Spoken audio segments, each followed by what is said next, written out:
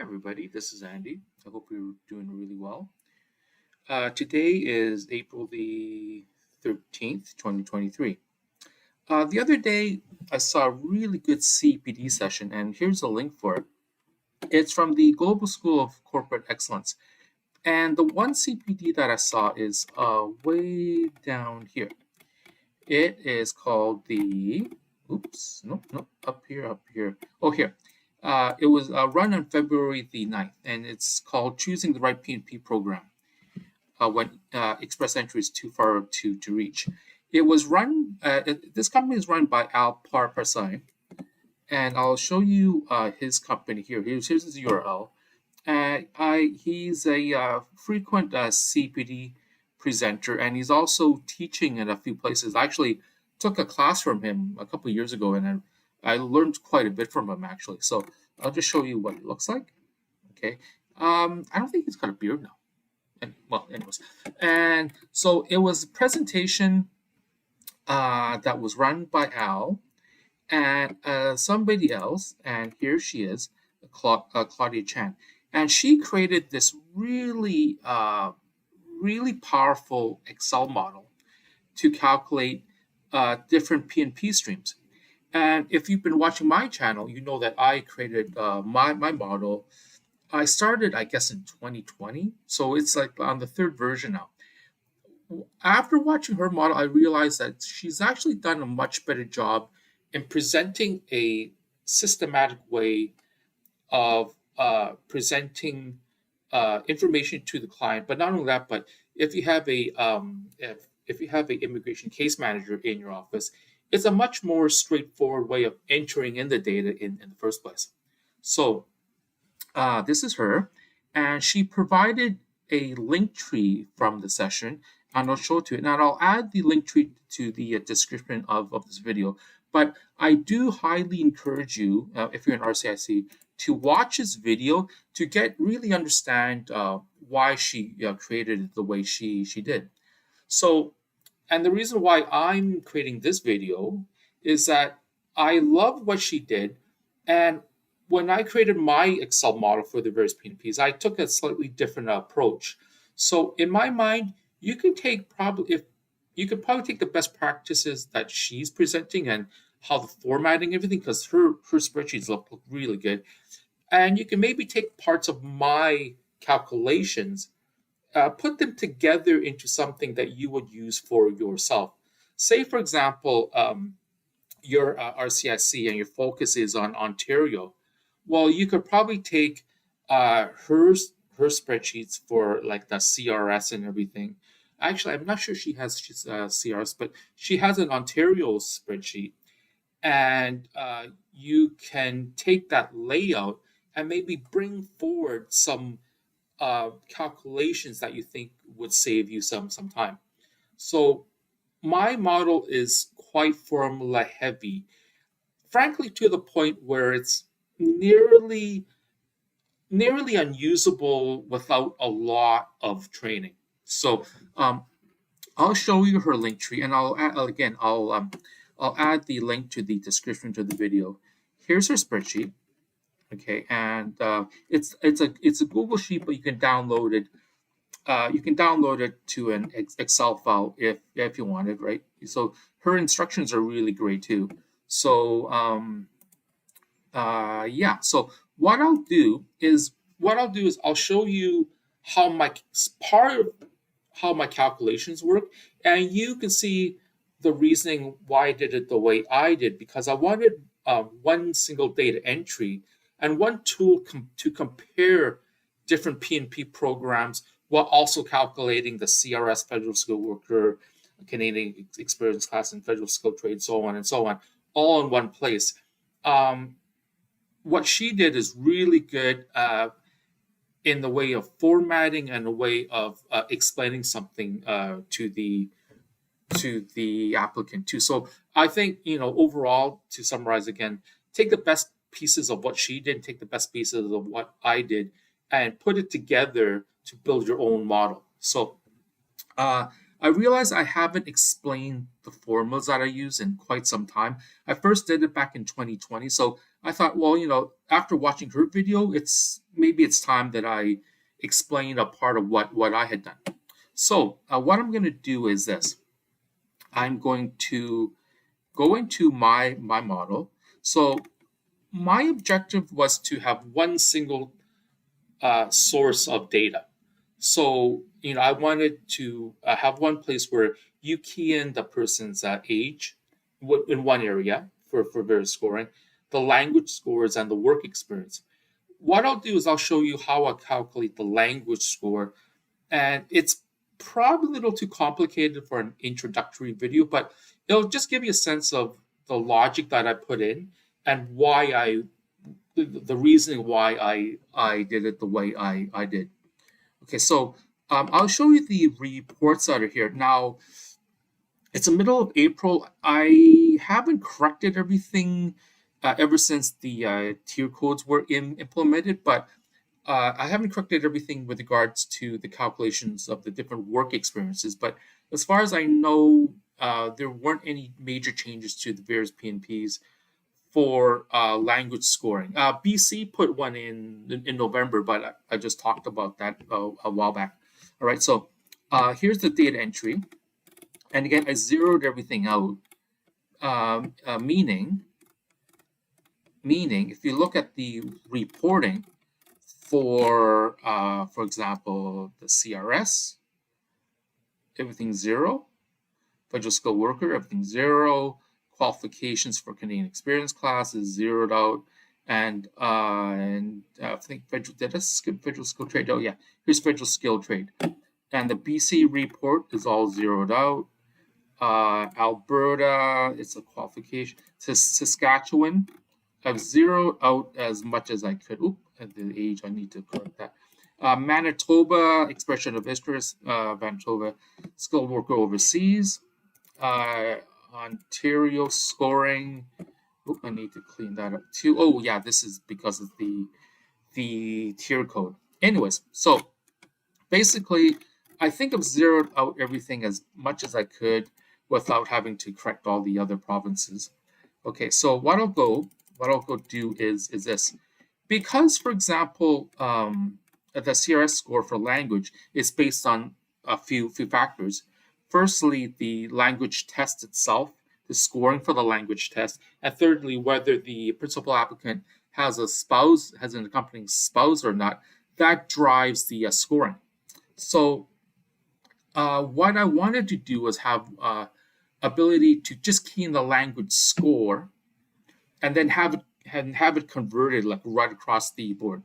So what I'll do is this. So Fred, I'll say, has an accompanying spouse, and he scored. Let's see, and he wrote the IELTS, and I'll say the reading is fairly high. His writing isn't as high. His listening is maybe so, and his speaking is fine. All right. So remember, I zeroed everything out, right? And I'm saying, oh, he's got an accompanying spouse. I'm going to leave the second language as is. So under the federal reports, if I scroll up here, I know the score is 83. Okay. So, and that's broken down by this. Because Fred has a spouse.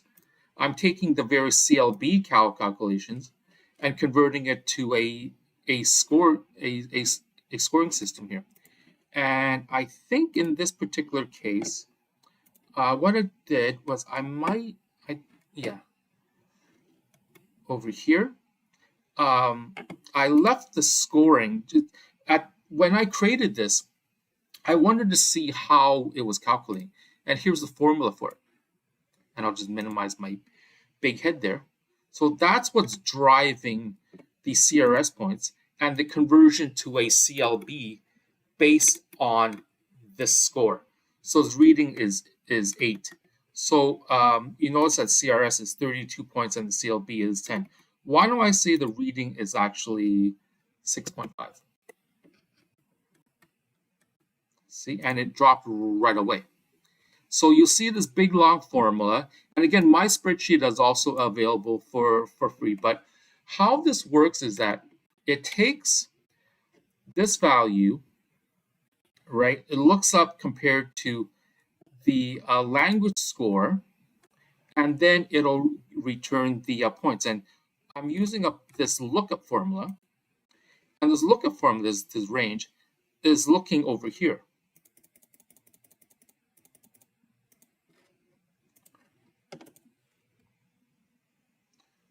So what I've done is this. I've got this one column. I've got this one column for reading. I've got the different scoring for each reading portion of each test. What that formula does is look and returns the CLB scoring when it's needed. For the CRS, I'm returning one of these values, whether the applicant is married or not. So why don't I go back here? And hopefully this works okay. Data entry. So I'm saying that the CRS point is 22. Okay, why don't I give it a bump a little higher? So I'll say my applicant got reading of 8, got 32 points. So it got 32, 29, 16, and 6 for a total of 83 points. What if I say that there's no spells? So the points automatically recalculate and go up higher. So that was my approach when I created this model. I wanted just one source of data entry and have it calculate right across. So I showed you the scoring for CRS. Here's the scoring for a federal school worker. It automatically calculates the CLB for the test for BC. Alberta, I think, is a qualification, so I don't have enough work experience to key it in to calculate. For Saskatchewan, again, I'm pulling up the CLB from the language score that was keyed in. So that's the CLB. Manitoba. This is Manitoba expression of interest. Manitoba skilled worker overseas. Ontario, if you scroll down, I think there's just one program. I think it's the foreign worker stream. Is it this one that has the language? I can't remember now. Oh, or is it international student? One of these has a point system for language, if I'm not mistaken. And I've obviously forgotten where the heck I put it, but it's there. It's definitely there. Canadian work experience not. Yeah, now I'm kind of annoyed. I lost it. Job offer. Darn, I was just looking at it. So you see, like I put in like for the entire province of Ontario, all the various calculations and everything. Obviously, this is stale now, so I need to correct that. Quebec, the language scoring is here.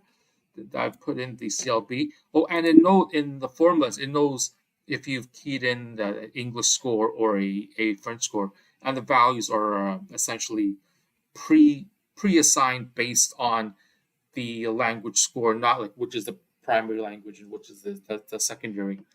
Nova Scotia, same idea. To calculate the CLB level. New Brunswick, so on and so on.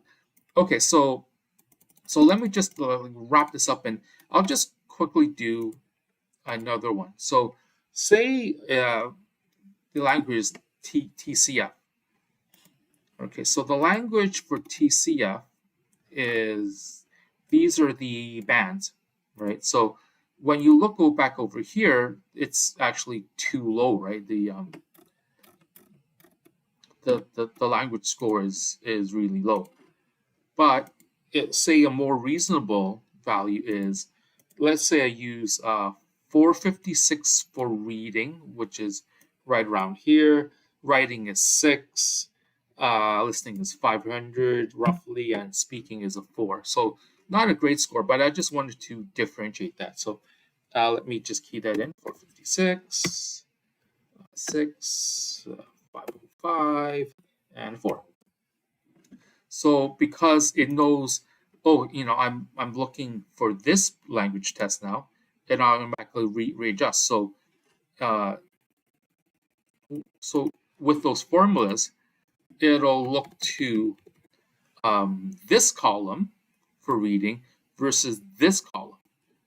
And again, it's all based on a bunch of formulas. I'm not going to get into the structure of these formulas, but suffice it to say, it accounts for the fact that you've selected a language test. It'll and whether the applicant is married or has a spouse, and because of those complications, that's why the formula is so long. Okay, so that's basically it. So again, I love what Claudia did. It's a really great resource that she shared. Do pay for the CPD. It's well worth it. And at the end, download the resource that she provided, which is this on this link tree. But also keep in mind that if you see a need where you want to have another way of doing it where it's integrated, where you're just keying in something in one spot, you can have a look at my model and maybe pick and choose which pieces that you want from it. Um, because if you've seen my other videos, you'll know that the same logic I use for the age language, obviously, but also the work experience, which I have one central grid to calculate the work experience. But because different programs takes different work experience for different portions of time, and the location, and in the case of a Canadian experience class, whether you were in Canada work permit or not, it'll do those calculations for you. So this portion of my model is, I think, overkill for most people. But again, I wanted one central place where I can make that kind of an analysis. Oh yeah, by the way, yeah, Claudia's got its stored as a Google Sheet. I cannot, because I've got a small Excel macro for federal skilled worker, because I actually sort the work experience so I can uh, calculate what's the length of the continuous duration of a work. Say your applicant has two periods of work experience, 6 months back to back. Well, I have a macro that'll calculate it so it comes up to 1 year for that reason. All right. Thank you very much for your time. I think that's pretty much it. That's pretty much what I want to cover. So, and again, I feel like I'm kind of stealing their thunder, and I'm really not. I think Al and Claudia did a great job. So I'll just leave the link up to their course again, and I'll provide a link to their course in the video description. Okay, thank you very much, and I'll see you all soon.